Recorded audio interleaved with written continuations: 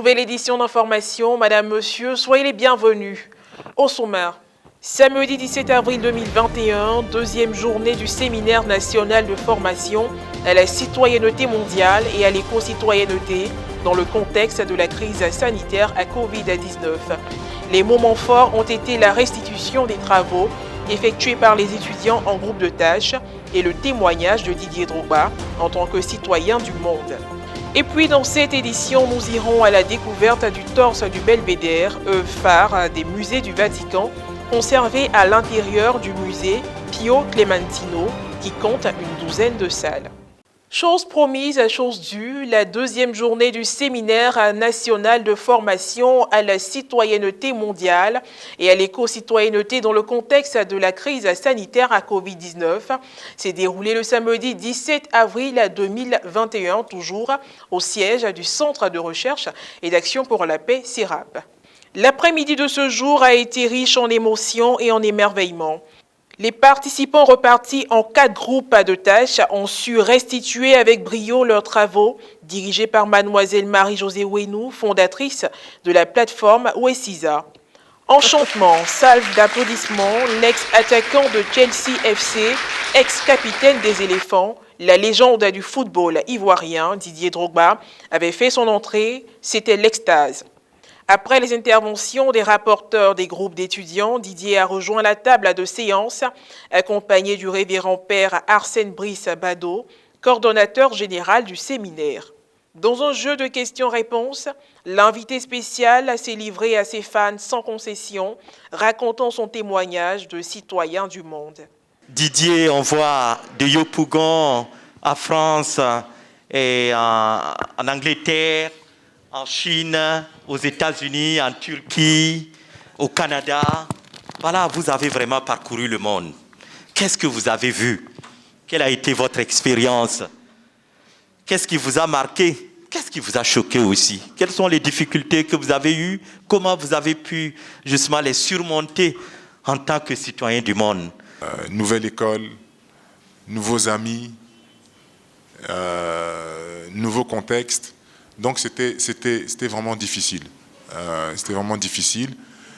Mais plus tard, lorsque je suis devenu professionnel, c'est cette expérience-là qui m'a permis, tout ce qui était une difficulté à cet âge-là est devenu une force, et une force vraiment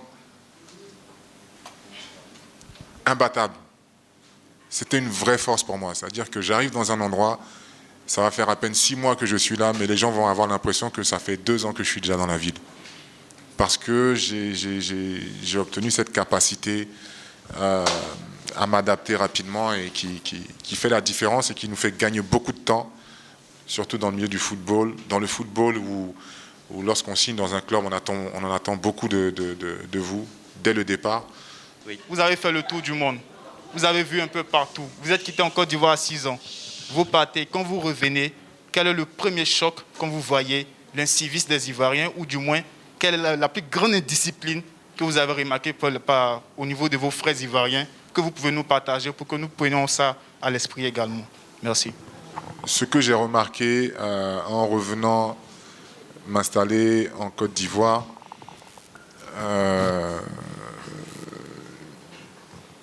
c'est de manière générale, parce que ce qu'il faut savoir, c'est que j'ai eu la chance d'être scolarisé ici, en Côte d'Ivoire. J'étais à l'école à Yamoussoukro, groupe scolaire Saint-Zibo. Et le souvenir que j'ai de ces moments-là, c'est la discipline, le respect des enseignants, le respect de l'école dans laquelle on était scolarisé. Le week-end, il y avait l'appel au drapeau, il y avait des cours de civisme, et ça fait qu'on avait quand même un bon taux de réussite. On avait des élèves qui sortaient et qui, même s'ils ne devenaient pas des footballeurs comme moi, avaient la chance de devenir des personnes influentes dans notre société. Malheureusement, ce qui s'est passé avec avec les différentes crises qu'on a subies.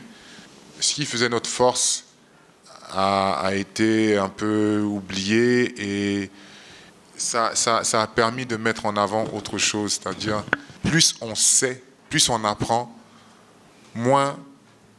plus on est tolérant. Moins on apprend, plus il y a un taux d'alphabétisation qui est bas, plus le pays est en danger dans sa stabilité. Vous êtes citoyen du monde vous avez été et vous êtes citoyen du monde d'abord par les voyages. Aujourd'hui, avec les réseaux sociaux, on peut être citoyen du monde sans voyager. Donc ma question est la suivante. Comment fait-on pour pouvoir, on va dire, résister aux influences aujourd'hui, aux différents modèles de réussite qui sont présentés ou diffusés à travers ces réseaux sociaux-là? Les réseaux sociaux aujourd'hui jouent un grand rôle.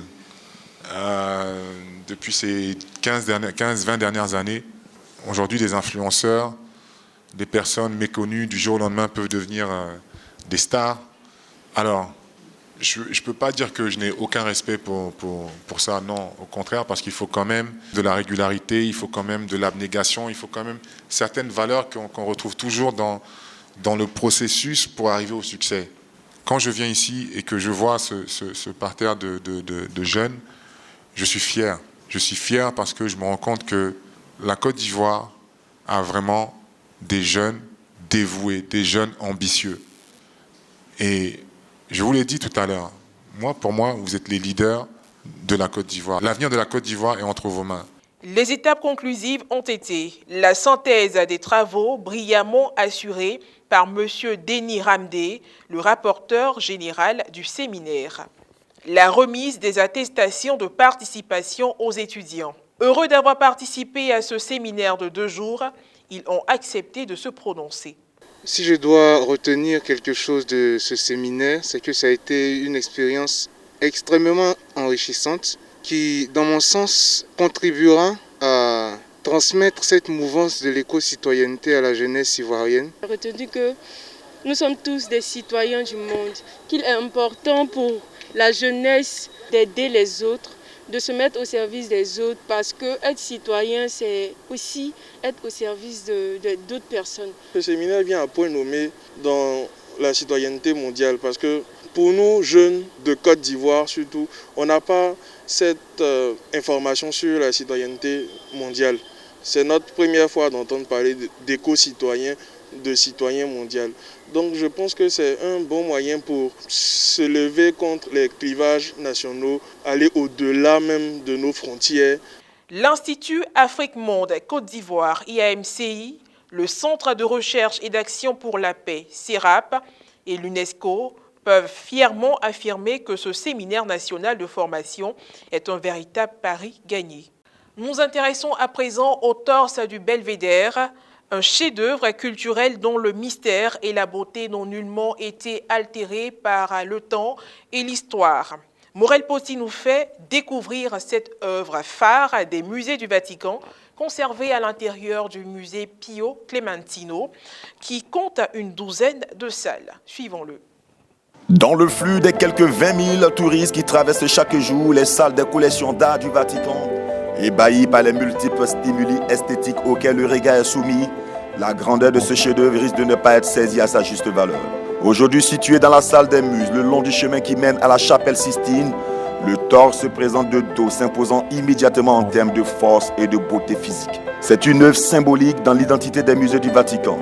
Parmi les sculptures qui ont constitué le noyau originel des collections d'art du Vatican, le torse du Belvédère a inspiré des artistes de toutes les époques. Le premier d'entre eux fut Michel-Ange, surnommé le disciple du torse. À ce célèbre marbre est dédiée la première partie de Beauté cachée, les secrets des musées du Vatican, le nouveau projet multimédia en collaboration entre Vatican News et les musées du Vatican. Et voilà, c'est la fin de cette édition d'information. Merci de l'avoir suivi. Que Dieu nous garde.